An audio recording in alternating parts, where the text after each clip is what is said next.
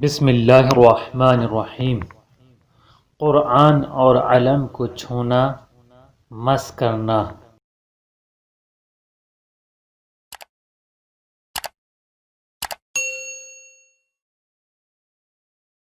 پہلا سوال،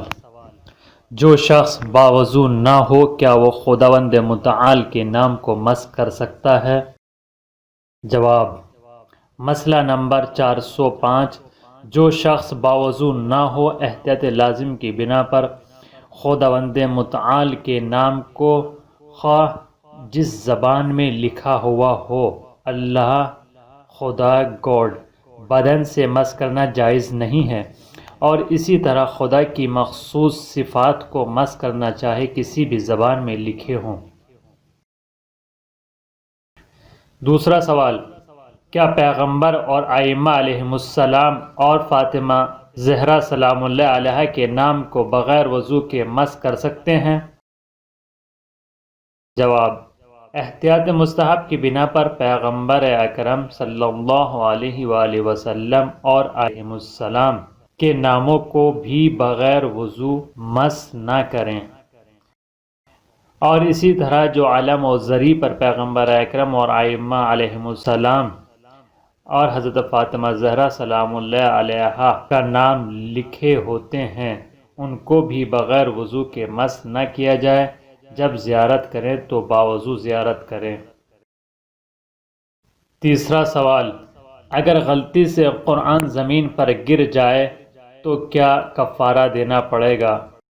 جواب، مسئلہ نمبر 404، اگر غلطی سے انسان کے ہاتھ سے قرآن زمین پر گر جائے تو کفارہ نہیں ہے، لیکن قرآن کو فوراً اٹھا کر احترام کریں۔ سوال، اگر قرآن کے خط کو یعنی آیت کو بچہ مس کرے تو کیا اس نے گناہ کیا ہے؟ جواب، مسئلہ نمبر 399، قرآن کے خط کو مس کرنے کا حرام ہونا مکلف افراد سے مخصوص ہے، اس بنا پر قرآن کے خط کو بچہ اور دیوانے سے مس ہونے سے روکنا واجب نہیں ہے،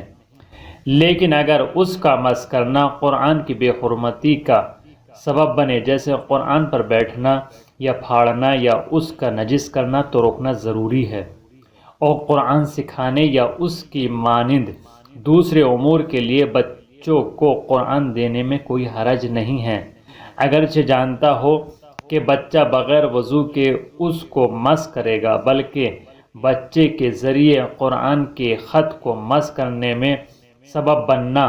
جیسے بچے کے ہاتھ کو پکڑ کر قرآن کے خط پر قرار دینے سے اگر بے حرمتی نہ ہو تو جائز ہے۔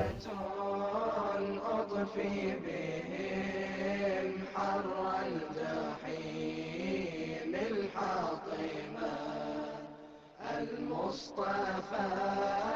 والمرتضى